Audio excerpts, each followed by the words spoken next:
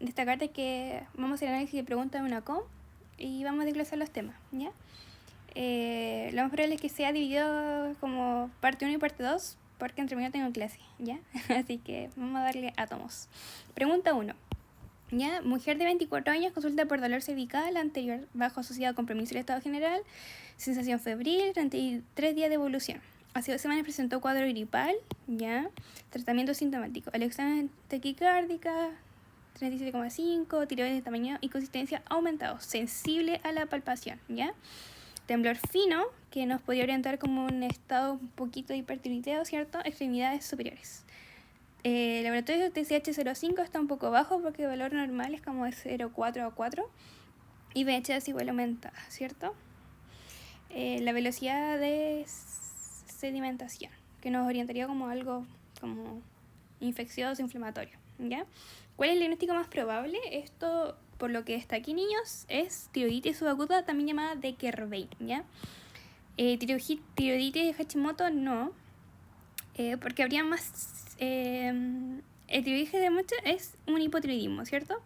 Entonces aquí tenemos temblor fino, que nos debería decir como que la paciente tiene, no sé, constipación, sueño, tiene fatiga, ya eso es como lo clásico de el hipo. Enfermedad de Basel Graves es la hipertiroidismo, ¿cierto? Y es todo lo contrario. Destacar, niños, que las crisis o las emergencias de cada uno como en su estado máximo en Hashimoto, que en el hipotiroidismo, se llama coma mixedematosa, ¿ya? Y el máximo como de hipertiroidismo es la tormenta tiroidea, ¿ya? Por ejemplo, si está en la enfermedad de Graves vacío, full power, no sé, mucho temblor, hay mucha como aumento de temperatura, palpitación y todas esas cosas, acá en la tormenta tiroidea vamos a tener como cositas como importantes como aumento de la temperatura basal, de hecho tiene hipertermia, las palpitaciones son tan elevadas que pueden llegar a una fibrilación auricular, ¿ya? Que esto puede ser igual, ojo, no mortal, pero sí puede afectar caleta, puede generar un daño agudo al miocardio. Y eso, sí, como palpitación y compromiso de conciencia, ¿ya? Esas son como parte de la triada del tratamiento de tiroidea. En el coma mixedematoso, el máximo, si acá nosotros tenemos hipertermia, acá tenemos hipotermia, ¿ya? ¿Qué más podríamos tener? Hiponatremia, ¿ya? Y compromiso del estado general, o sea, compromiso de conciencia, ¿ya? El año pasado creo que hubo un coma mixedematoso en la clínica, como data. Ya, eso, estos son como emergencias endocrinológicas, creo que no se le enseñaron, pero igual se los comento porque igual es como importante dentro de las cosas que uno debe como cachar, ¿ya? ¿Qué más? Ya, entonces tiroiditis aguda, lo clásico. De hecho, esta fue una pregunta como de la prueba del año pasado de IMQ, que era un cuadro similar, con sensible a la palpación y haber tenido antecedente gripal. Tiroiditis aguda bacteriana, no, pero en este caso, si fuese el caso, sería por Staphylococcus aureus. Entonces, opiógenes también, como antecedentes de faringita amigdalitis, como haber hecho antibiótico y toda la chaya. Pero lo más frecuente es que siempre sea más viral en el caso de tiroiditis, ¿ya? Y ojo que esta es subaguda, como que más prolongada, es como más... se estira el chicle en el tiempo, ¿ya? Aquí 2 semanas, ¿cierto? ¿Y cáncer de tiroides? No tenemos antecedentes. No hay algo como un nódulo palpable, sólido, duro, tampoco hay como un bocio y eso. Bueno, aquí hablemos del tiro de cáncer de tiroides porque no lo comento después. Creo que no puse ninguna prueba. Con pregunta de prueba como asociado. Desglosémoslo. Y el cáncer de tiroides tenemos como los clásicos, el papilar y el folicular, ¿cierto? ¿Cuál de este es el más frecuente? Es este, ¿cierto? El folicular, y el papilar es menos frecuente. Destacar que el cáncer de tiroides, niños, es una patología GES, es frecuente en la población y ¿qué más podría decir? Bueno, el tratamiento como de para la vida y eunacómito es la tiroidectomía, sacar la tiroides. Y desde ya decirles como si uno ya saca la tiroides, uno podría como sacar las 2 lentejas que tenemos en la tiroides, porque son las paratiroides.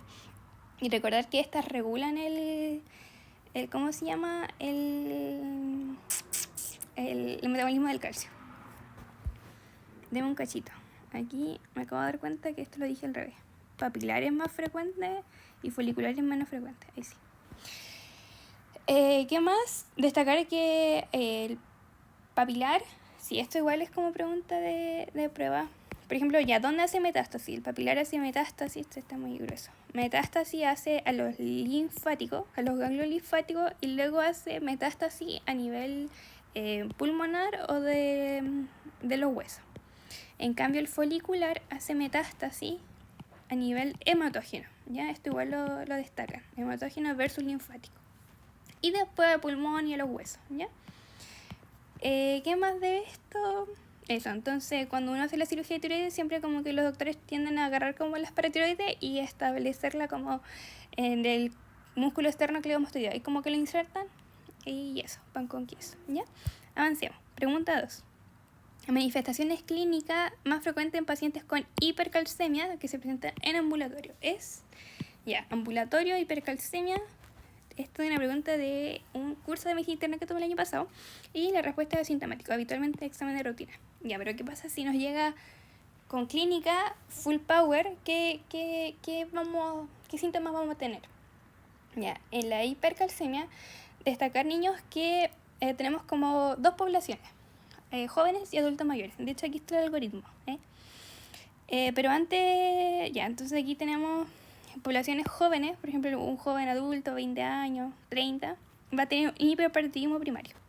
Y si empezamos en un adulto mayor o adulto, neoplasia. Esos son como los fenotipos de pacientes que debemos tener.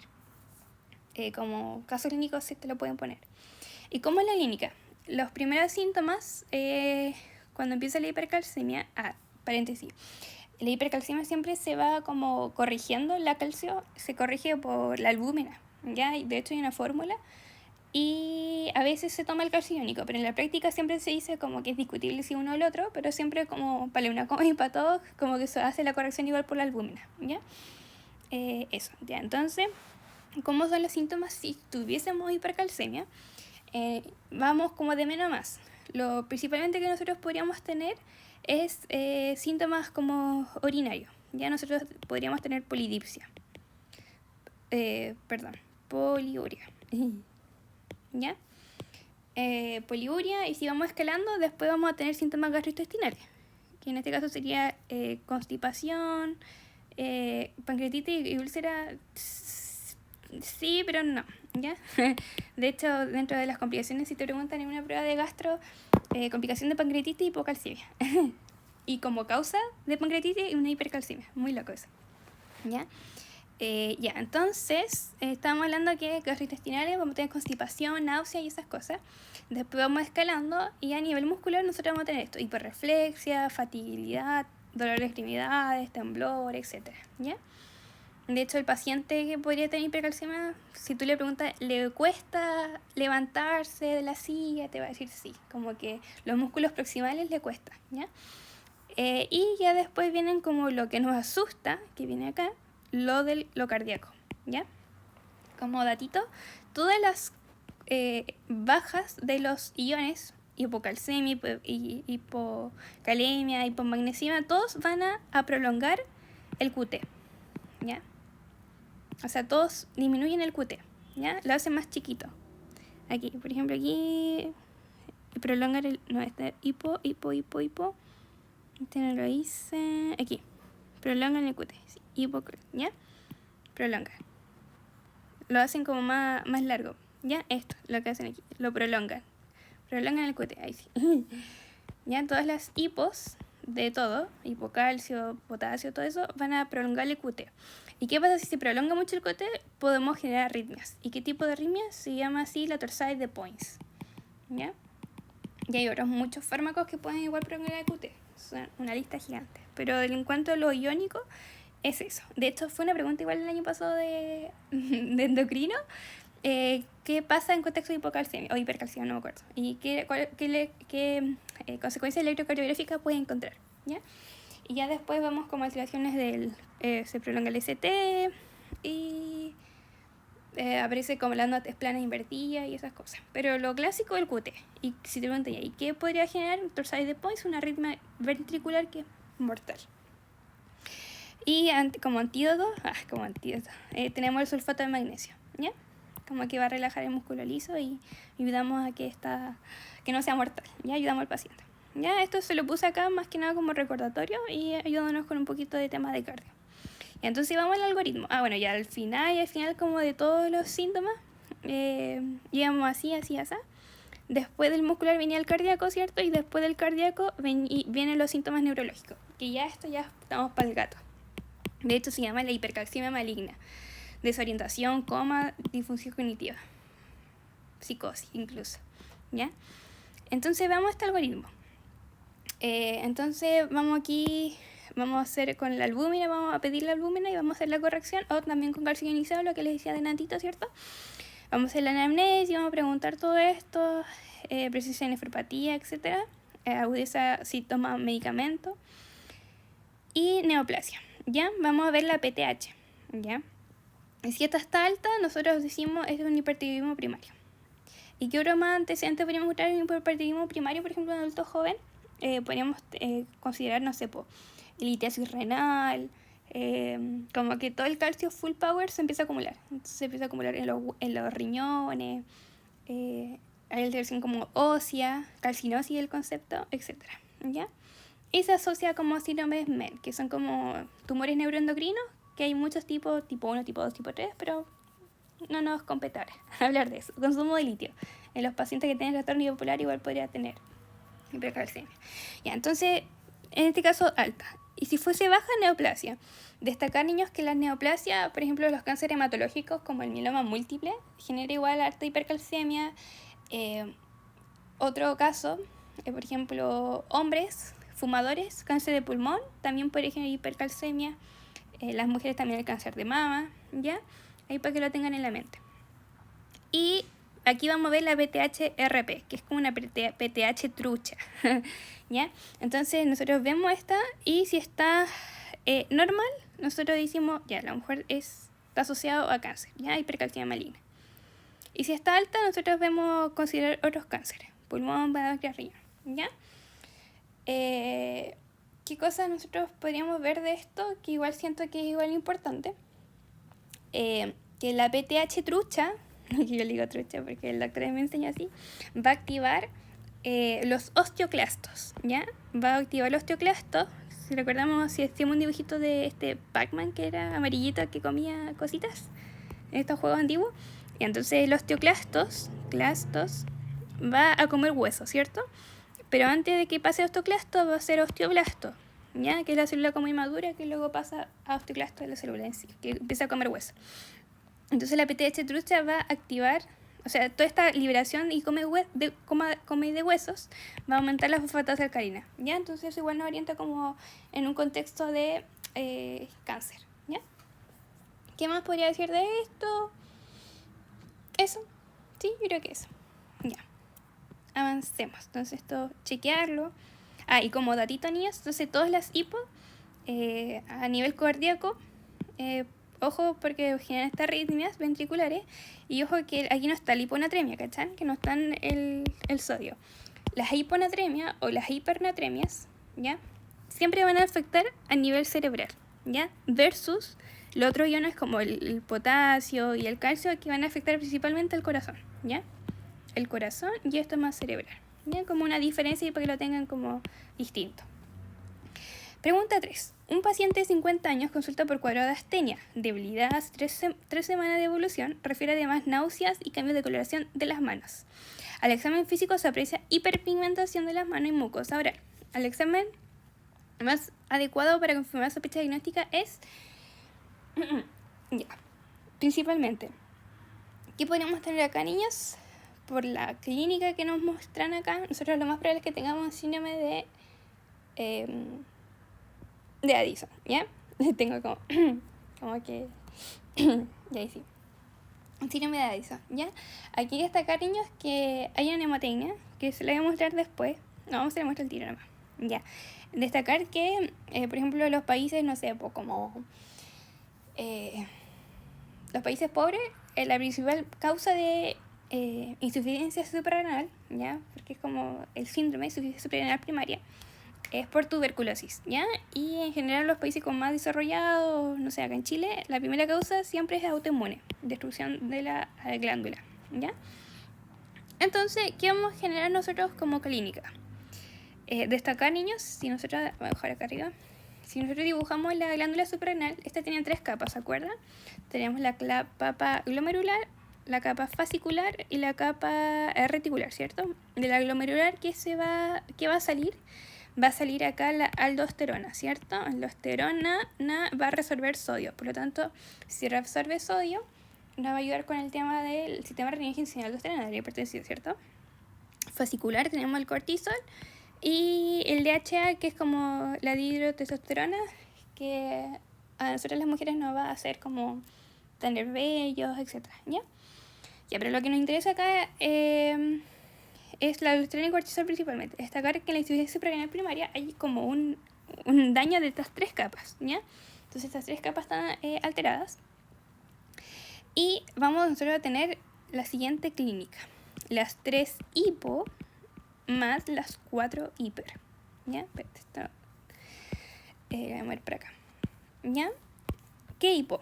Vamos a tener hipotensión, hipoglicemia. ¿Por qué? Porque recordemos que el cortisol, al estar bajo, el cortisol es como la hormona del estrés que ayuda a la contrarregulación y que es como en el periodo más crónico, ¿cierto? Recuerda que lo primero que actúa a nivel de estrés es el sistema nervioso autonómico, el simpático, y después viene el cortisol, ¿cierto? Y destacar igual que el cortisol tiene como una liberación a nivel del ciclo circadiano. Por ejemplo, nosotros cuando nos levantamos en la mañana para enfrentar las prácticas, para enfrentar el semestre, liberamos mucho cortisol y ya después eso va bajando durante el día, ¿no?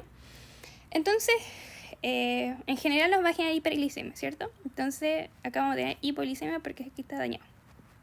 Si tenemos hipotensión, y como tenemos el daño igual a nivel de esto, vamos a también tener hiponatremia, ¿ya? Y si tenemos hipotensión, hiponatremia, si nos vamos a nefrología un poquito, la hiponatremia, ¿qué tipo va a ser? Va a ser del tipo con disminución del VEC, ¿ya? Estaba la euvolímica, la disminución de la volemia y la con volemia alta, en este caso la disminución de la volemia, ¿ya? Y las 4 hiper son hiperpigmentación, que es lo que estaba descrito en el caso, ¿cierto? Hipopotasemia y hipocalcemia y hiperbun, ¿ya? ¿Por qué potasio? ¿Dónde sale el potasio? Recordad que la aldosterona reabsorbe sodio, por lo tanto moviliza agua. Y cuando absorbe el agua, como que la chupa, va a tirar potasio, ¿ya? Sodio-potasio. Y este como que se va a acumular a nivel del intersticio. Y este va a aumentar, ¿ya? Por eso aumenta. Y porque además hay daño renal, niños. Entonces, como hay hipotensión y hiponatremia por disminución del V, el riñón, si vemos acá, dibujamos aquí la tasa de filtración glomerular y toda la ahí, si dibujamos el glomérulo, cuando llega acá, aquí está la mácula densa y aquí está el glomérulo, la cápsula de Bowman y toda la chaya, ¿cierto? Destacar que aquí se censa la llegada de sodio, ¿ya? Entonces, si está llegando poco sodio, porque estamos con poco volumen, el potasio igual se va a empezar a acumular porque el riñón está funcionando mal, por lo tanto igual por eso se acumula calcio. Entonces por eso igual nosotros podríamos tener una hipercalcemia que es independiente de PTH, ¿ya? Y el hiperboom, que son básicamente se están acumulando todos los elementos como basura del metabolismo del nitrógeno, de las proteínas, etc. Entonces esto igual genera daño renal, ¿ya? La clínica de esto, si aumenta mucho el boom, que podríamos generar a largo plazo, si genera un X y después de X se vuelve crónico, una enfermedad renal crónica, como hacía buff. Y por eso en el hiperboom nosotros, ya si están mucho acumulados ¿cómo se llama? Los compuestos nitrogenados, podríamos generar una azoemia, ¿ya? De hecho, este paciente creo que tenía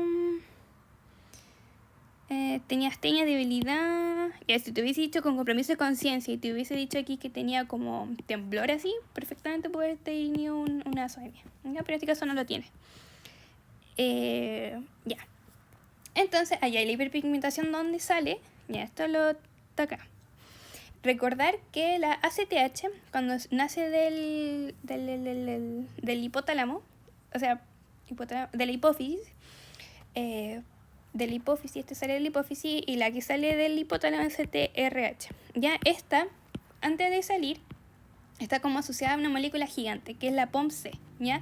La propia melanocortina, ¿ya? Y esta, como que dentro de todo el trocito de la molécula grande, tiene la MSH, ¿ya? Y la MSH es una hormona estimulante de los melanocitos. Entonces, estimula tanto los melanocitos de la piel que por eso tiene la hiperpigmentación, ¿ya? De manos y mucosa, que es lo clásico, ¿ya? Y eso, pan con queso. Ya, entonces aquí está como el resumen de lo que les acabo de decir, ¿cierto? Acá dice hipotensión ortotismo porque hay poca bulimia, ¿cierto? Hay pérdida de peso, debilidad, entonces perfectamente también podríamos ponerlo como síndrome. Este que era de cáncer, ¿cómo era? No es síndrome paraneoplásico, pero un síndrome... ¿Cómo se llama? Se me fue, niñas. Ya, pero era como un síndrome que es como la clásica debilidad, pérdida de peso, como que te orienta a un posible cáncer. Me voy a acordar, ¿ya? Eso. Espero que se haya entendido. Avancemos con la pregunta 4. ¿Ya? Pues no dijimos la alternativa. Entonces, ¿qué hacemos en este caso? ¿Se acuerdan que yo les decía que el cortisol se va liberando como a nivel hormonal en la mañana, ¿cierto? Como el ciclo circadiano. Ya, entonces, nosotros vamos pregunta por pregunta. La resonancia magnética, silla turca, chaya. Porque aquí en este caso el daño está a nivel de la glándula suprarrenal. Entonces, ¿para qué vamos a ir a pedir algo arriba? Porque no tenemos nada que ver. Sino que se ha dicho como antecedente, no sé, de otras cosas como pensando en otras hormonas, hipotiroidismo, etc. Podría ser, pero en este caso, NEL. Cortisol libre de urinario, esto se pide en contexto de síndrome de Cushing, ¿ya? Que es como todo lo contrario al síndrome de Addison, ¿ya? Que es el caso que tiene este paciente. ¿Qué más? ACTH plasmática no se pide en el plasma del suero, no. Prueba de supresión de dextrometasona, este se pide también para síndrome de Cushing, entonces no es esa. Y la prueba de estimulación de ACTH, esta es. De hecho, el otro nombre que aparece en los libros es que es una prueba como de que se hace en la mañana, una prueba AM, ¿ya? Entonces esta es la prueba de estimulación de ACTH, que lo hacemos en la mañana porque dijimos que se libera más cortisol en la mañana. Eso, niñas, ¿ya? Ya, sigamos con la siguiente pregunta. Paciente 60 cirrótico por consumo de alcohol y se realiza prueba de tiroidea como parte de un chequeo médico que muestra la TSH 1,8, T4 4 y el diagnóstico más probable es... Ya, esta es una pregunta canalla, niños. Esta es una pregunta del EUNACOM. Uno como que perfectamente diría, ya, esto está bajo, o sea, mentira, esto está bajo, ¿cierto? El T4 está bajo y esto está como dentro del rango. Uno diría, ya, igual podría ser un hipotiroidismo. Pero la cosa está en que este es un paciente cirrótico, ¿ya? Entonces, si tiene problemas a nivel hepático, recordamos que el hígado es el gran órgano que nos produce proteína, inmunoglobulina, etcétera, ¿cierto? Dentro de las proteínas que genera es la albúmina, ¿ya? Y lo más probable es que todas estas proteínas que ayudan como el transporte de las hormonas tiroideas va a estar bajado. Entonces, como por defecto, como por la corrección y toda la chaya, la respuesta correcta es eutiroidea, ¿ya? Destacar igual que, por ejemplo, si tuviesen puesto una mujer embarazada, igual hubiese sido como un eutiroideo. Pero igual ahí la mujer es embarazada si tiene un hipotiroidismo subclínico, como que igual se trata, ¿ya? Veamos igual, hablemos un poquito más de la hormona tiroidea, ¿ya? Ya, recordar que las hormonas tiroideas, como yo dije, son transportadas principalmente por proteínas, pero igual hay una porción libre, que es la que hace el efecto básicamente a nivel metabólico. La T4 pasa a T3 libre, ¿cierto? Por hormonas, por enzimas, que son las peroxidasas, tipo 1, tipo 2, tipo 3. Y la tipo 3 es la reversa, como que va a inactivar a las proteínas y básicamente como que no va a hacer una función como en estimulación de la hormona, ¿ya? Destacar de que quien hace el efecto acá es la T3, Ya esta es la reina. Pero la que más se transporta y la que tiene más vida media es la T4. Por eso nosotros usamos la levotiroxina como parte del tratamiento del hipotiroidismo, ¿cierto? Y por eso también se dan las dosis como a nivel semanal. Porque en promedio igual tiene una vida media de 7 días. ¿Ya? Eso. Y la T3 dura como muy poco. De hecho, cuando les comentaba antes del hipertiroidismo, o sea, de la tormenta tiroidea, ahí se da como el T3 como fármaco. Como así ya, ¿ya? Pero en realidad el T3 como fármaco no se ocupa. Solamente en ese contexto, ¿ya? Solo ocupamos la T4. ¿Qué más de esto? Eso, po. Entonces, a priori, en este contexto es eutirideo. Uno igual hubiese dicho subclínico, pero en este caso hay que tomar el contexto del paciente, ¿ya? Por ser cirrótico. Ahora vamos a ver como un algoritmo para ver cómo esto igual, niños, como cuando quieran estudiar hipotiroidismo, para lo que le pregunten, para los que están en Cefam y Telechea, Cefam, o sea, MinSal. MinSal es la clave, ¿ya? De hecho, ahí sale, por ejemplo, cuando tú das hipotiroidismo, cuando tú tratas en hipotiroidismo clínico, en embarazo, tú tratas en adultos mayores que tengan antecedentes cardiovasculares y en adolescentes también. Pero creo que la guía europea no dice adolescente, y otras que sí, otras que no. Ahí va variando. Ya, entonces aquí es importante, niños, que siempre se pida TSH y T4 para todo. Ya, en contexto de un nódulo tiroideo igual se pide TSH y T4, pero siempre la reina es la TSH primero. ¿Ya? Y después T4 libre como compañera. Pero siempre para todo TSH. ¿Ya? Entonces, nosotros aquí nos vamos a dividir. Si está el TSH aumentado y este bajo. Y si está... Veamos con esto. ¿Ya? Entonces, si este está aumentado, pero está muy grueso. Ahí. Si tenemos el TSH aumentado y este está bajo, decíamos tener un hipotiroidismo primario. ¿Ya? Entonces aquí la conducta es un anti-TTPO. ¿Cierto? Porque sabemos que la enfermedad de Hashimoto casi siempre es por una enfermedad autoinmune. ¿Ya? Entonces aquí vamos a preguntar además de la anamnesis qué otras enfermedades autoinmunes tiene. Puede tener diabetes mellitus tipo 1, enfermedad celíaca, vitiligo, etc. ¿Ya? Siempre se asocia a otras enfermedades. Entonces aquí si pedimos la T4 y clásico otro fenotipo es que sea mujer, ¿cierto? ¿Ya? Entonces aquí la T4 va a estar baja, ¿cierto? ¿Qué más? Y nosotros pedimos el anti-TPO.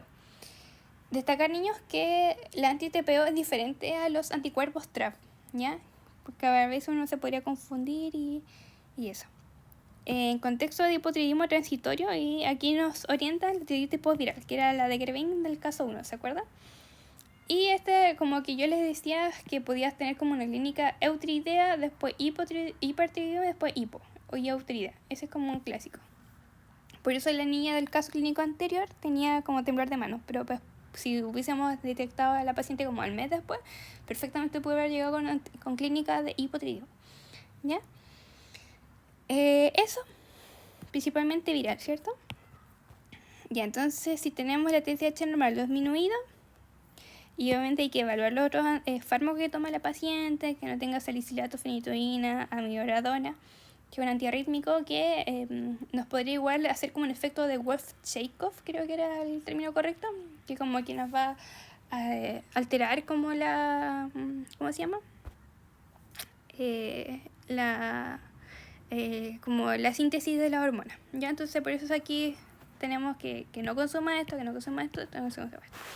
¿Ya? Entonces aquí central, esto es como el 1% de la población, casi siempre nosotros tenemos primario, ¿ya? Menos del 1%, como entre 0,5 y 0,1, 0,51, ¿ya? Lo más infrecuente. Y si fuera central, y como todas las patologías a nivel central del endocrino, nuestra conducta es pedir una resonancia de silla turca, ¿ya? Resonancia, y ponerle silla turca, ¿ya? Si está normal, una lesión del hipotálamo o hipófisis, pituitaria, hipófisis, ¿cierto? Y ya el resto, enfermedad infiltrativa pituitaria, por ejemplo, no sé, un linfoma, amiloidosis, cosas raras, ¿ya? Y ahí la conducta, si por ejemplo si tiene deficiencia de TSH, va a tener por consecuencia como deficiencia de otras hormonas. Entonces por eso se evalúan otras dianas endocrinas, ¿ya? Avancemos en la pregunta 5. Dice, en el caso de hipercolesterolemia aislada de fármaco de elección, ¿es Ya, esto yo creo que lo deberían decir todos como cantadito. Estatina, ¿cierto?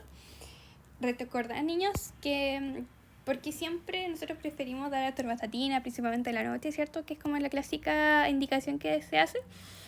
¿Por qué? Porque nosotros queremos medir el LDL, ¿cierto? Me son los dedos. El LDL, ¿ya? ¿Y por qué y no priorizamos, no sé, los triglicéridos, etcétera? Por el tema cardiovascular, ¿ya? Recordar que, bueno, aquí nos metemos un poquito de cardio. El LDL, aquí está la placa aterosclerótica. Entonces esto se va acumulando con el tiempo, con los años, con fumar, sedentario y todo eso. Y si nosotros después esta placa se desprende, ¡pum!, puede generar un infarto, ¿ya? Y ahí trombolizamos toda esta clásica de clínica de cardio, ¿ya? Pero en general, como en contexto de metabolismo que habían visto ustedes, estatina es nuestra vieja confiable, ¿ya? Se da en la noche y eso. Está encefado, así que todo bien. Fibrato, chaya. Y por lo siguiente, nada que esto, un diabético, antihipertensivo, no, diuréticos, no, hay que ver, ¿ya? Pregunta 6. Mujer de 48 años, obesa, cantocinírica, programada por colecistectomía, con exámenes preoperatorios, sale glicemia 154. La siguiente medida de prueba a realizar es... Ya. Esto es como para ver si tiene o no diabetes, ¿cierto? Tenemos una glicemia basal de 154. ¿Cuál es nuestra conducta? Repetir la glicemia basal, ¿ya? Yo me acuerdo que esta la tuve mala porque dije, ay, en contexto de preoperatorio, como que me acuerdo que en su momento, para ver los criterios de ASA, de anestesia, como que igual se pedía la hemoglobina glicosilada. En realidad, en este caso, si queremos orientándonos como un contexto de diagnóstico de diabetes, siempre la prueba es repetir, ¿ya? Eso. ¿Y qué tipo de ASA sería esta paciente? La más probable es que sea un ASA 2, ¿ya? Creo. Ya, pero eso. Veamos el algoritmo. Y entonces recordad que la fisiopatología de la diabetes principalmente está la obesidad, alteraciones redos, inmunológicas, etc. Pero aquí lo que nos orienta son estas cosas: síndrome metabólico, sedentarismo y asociado como hipertensión. De hecho, como que la diabetes y hipertensión siempre como que van a la par, son como best friends, ¿ya? ¿Se acuerdan cuando le explicaba antes de la tasa filtración glomerular y todo eso? Pero espérate. Ay, no lo agregué. Creo que en el PPT de ustedes, porque esta es la descargué antes. Ya, pero en la PPT siguiente sale como el octeto ominoso de la diabetes, que sale como toda la fisiopatología de la diabetes. Ya dibujémoslo acá, porque no lo tengo, pero son 8 cosas importantes. A ver. Déjame acordarme. Para explicar lo de la hipertensión, ¿cómo lo hago? Ya, sí, hablemos del riñón. En el riñón, en la diabetes, recordemos que un contexto de hiperglicemia full, ¿cierto? Entonces, al haber hiperglicemia full, vamos avanzando por los tejidos. Ya está el músculo y el hígado y la grasita, el tejido adiposo. Ya está un tejido adiposo. Ya, y ahí vamos desglosando el otro. Y entonces, como tenemos un estado que es full glicemia, recordar que los receptores GLUT4 que están ubicados en estos 3 tejidos, músculo, hígado y adipocito, principalmente, como que necesitan una llave, que esa llave es la receptor de insulina, que es una tirosina quinasa, ¿cierto? Y ¡pum!, entra, ¿cierto? Entra la glicemia a estos tejidos. Entonces, cuando se genera una resistencia a insulina, como que el receptor no entra bien y ¡pum!, no entra la glucosa, ¿ya? Entonces, a nivel muscular empieza a haber resistencia, a nivel del tejido adiposo también, y eso. ¿Qué quiero llegar? Que como a nivel general disminuyes la captación periférica de glucosa, que nosotros aquí vamos a generar como fármaco para ayudar a la sensibilización y que el receptor nos pueda captar, tenemos la hermosa metformina, ¿ya?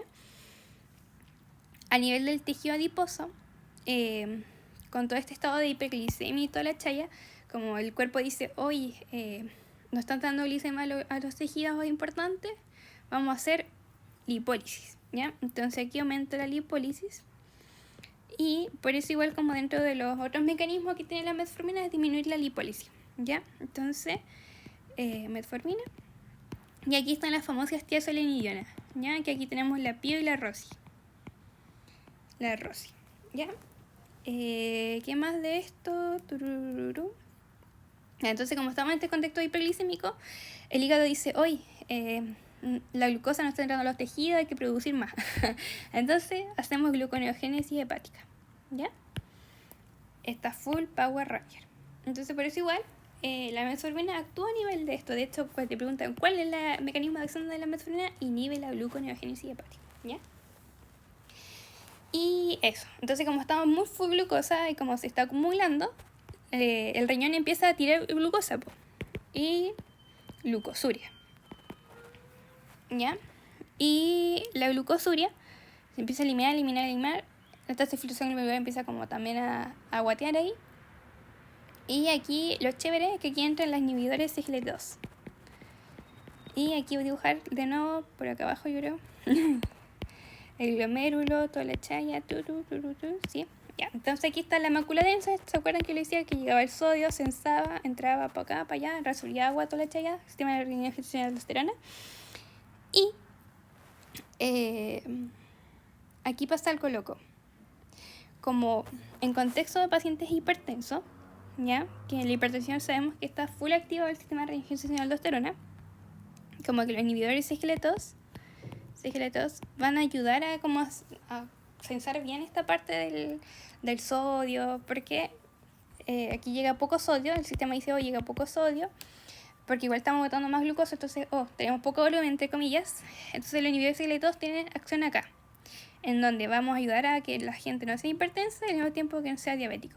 ¿Por qué? Porque estamos con este contexto de glucosuria y botamos glucosa y ayudamos a regular este canal,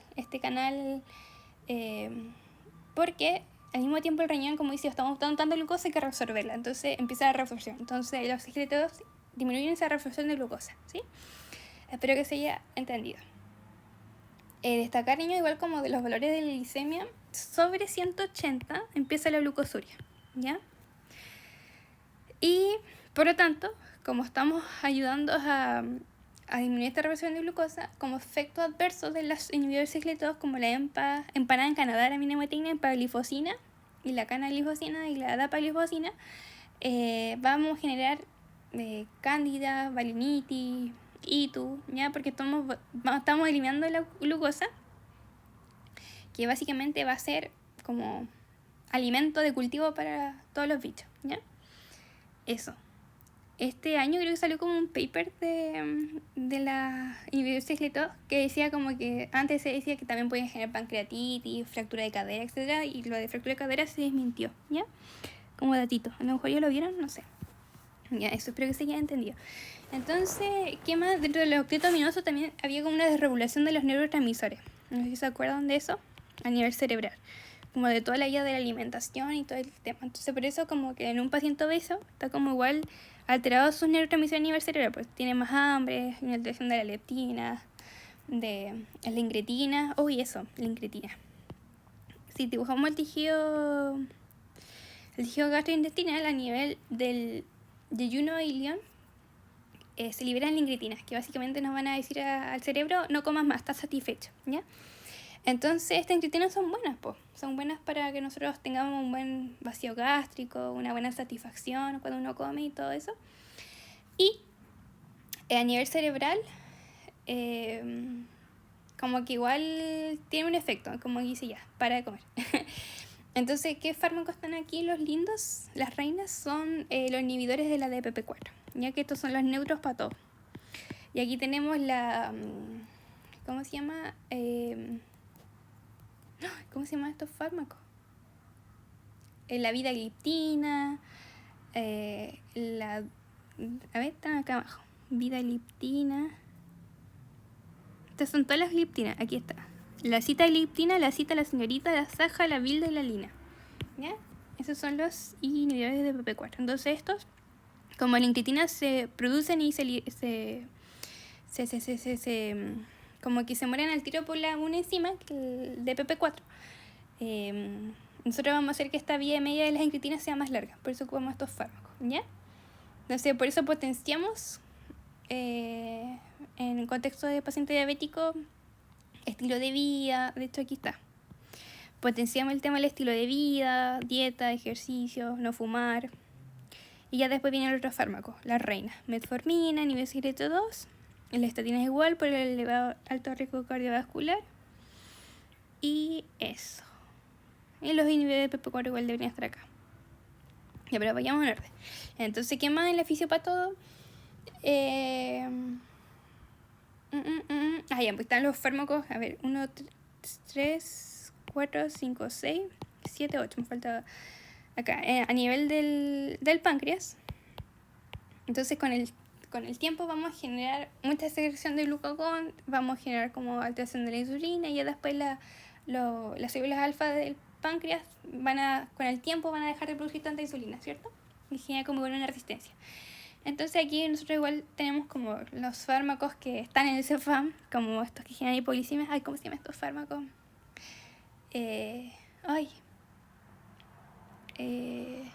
Ya, pero los que nunca deben ocupar los adultos mayores, que de hecho deberían sacarlo del mercado por su elevado riesgo de hipoglicemia, actúan acá, ¿ya? Como del metabolismo de la insulina en la producción. Y el otro octeto aminoso no me acuerdo. Ya, pero eso es como lo principal, ¿ya? Creo que está la teoría igual del sistema inmune y toda la chaya, pero con eso estamos bien. Entonces ahí como que cachando esta lógica de la fisiopato, sabemos dónde actúan los fármacos, ¿ya? Y entonces esto es como fisiopato, entonces la obesidad está asociada a la hipertensión, ¿cierto? Por lo que le explicaba acá. Y la obesidad. O sea, el sedentarismo. Entonces, por eso igual nosotros siempre se recomienda los pilares fundamentales de cambio de estilo de vida, pues hacer ejercicio. ¿Y por qué? Porque al hacer ejercicio nosotros ayudamos que los receptores de GLUT4 que estaban a nivel muscular, esta resistencia que existía, ayudamos que sean más sensibles estos receptores de GLUT4. Entonces, por eso son buenos hacer ejercicio, ¿ya? Ya, entonces vayamos al diagnóstico que nos compete acá, que era repetir la glicemia basal, ¿cierto? Entonces acá teníamos que estaba un valor de 154. Entonces estaba aquí. Era mayor a 126. Entonces nuestra conducta fue repetir la prueba. Entonces si ya hubiese sido alterado o no, diagnóstico de diabetes. Y destacar la clínica, las 4P, ¿cierto? Pérdida de peso, polidipsia, poliuria y polifagia, ¿cierto? Y eso. Recordar que la polidipsia, como el riñón dice, estamos perdiendo glucosa, estamos perdiendo como, ¿cómo se llama? Como orinamos tanto por la glucosuria. Recordar que la glucosa es como que hace un peso osmótico gigante que hace que uno absorba agua y libere. Entonces, al orinar tanto, liberamos tanta agua que el sistema dice, estamos perdiendo mucha agua. Entonces, actúa a nivel de arriba de la ADH, de la vasopresina, y dice, oye, hay que secretar, tengo sed. Entonces, por eso tiene polidipsia. O sea, sí, tiene mucha sed, después poliuria y después polifagia. Y la polifagia también se justifica por este contexto de pérdida de peso, al mismo tiempo porque tiene una difusión de los neurotransmisores a nivel cerebral. Ya, entonces, vamos para allá. Nublamiento visual, ya, ¿esto por qué se explica? Porque una glucosa constante, una hiperglicemia full power, va a generar una alteración del cristalino a nivel como del ojo. Y esa liberación del cristalino, estaba viendo un WhatsApp. Esa como difusión de la acomodación del cristalino que nos ayudan como a enfocar a desenfocar, es muy sensible a cambios osmolares. Y los cambios osmolares por una elevada alta glicemia. Por eso los pacientes dicen, oiga doctor, usted con las pastillas que me ha dado como que no veo bien, y por eso dejan de consumirlas, pero en realidad es por su alto nivel elevado de glicemia, ¿ya? Y obviamente, paciente diabético, conducta también que hacer, fondo de ojo. Y parestesia y candidiasis, parestesia porque tenemos un daño microvascular, ¿cierto? Principalmente del vaso vasorum de los nervios. Y las candidiasis porque estamos liberando tanta glucosa que podemos generar una balanitis a nivel del pene.